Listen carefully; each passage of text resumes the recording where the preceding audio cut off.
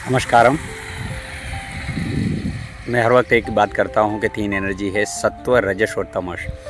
तो सत्व की बात करूँ तो सत्व की जो एनर्जी है, उनके जो अधिष्ठा देव है वो ब्रह्मा जी है।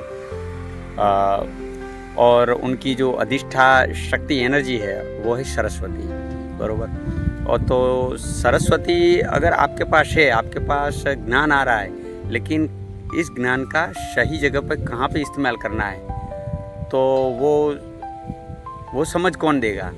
तो वो आपको ध्यान करोगे, मेडिटेशन करोगे, तभी आपको समझ में आएगा कि वो ज्ञान आपके पास जो है वो आपको कहाँ देना है। बीरबल के पास ज्ञान तो बहुत था, लेकिन अब सोचिए ज़रा कि उसने किसको दिया। तो ज्ञान अपने पास है, लेकिन आप उस ज्ञान का कहाँ इस्तेमाल करते हो।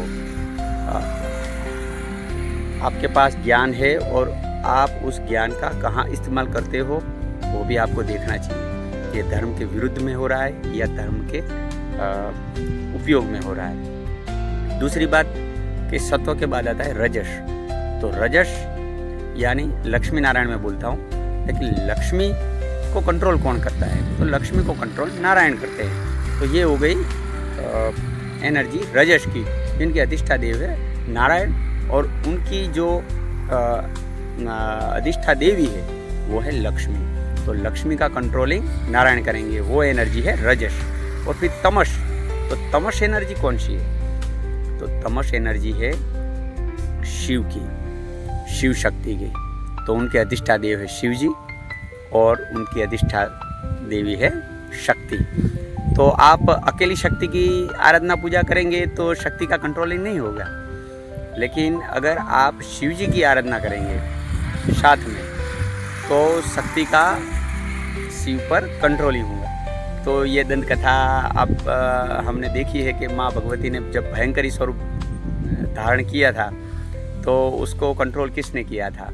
वो शिव जी बीच में आके सो गए थे और उनके छाती पे माँ भगवती का पैर पड़ा था, और फिर माता रानी ने जीवा बाहर निकाली थी।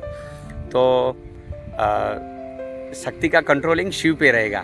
अगर आप अकेली सिर्फ शक्ति को ही पूजोगे और किसी देव को नहीं पूजोगे, तो शक्ति का कंट्रोलिंग कैसे रहेगा?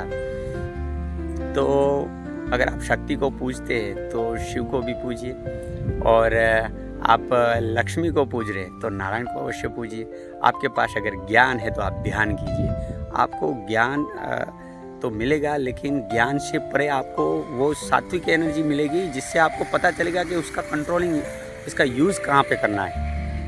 नमस्कार।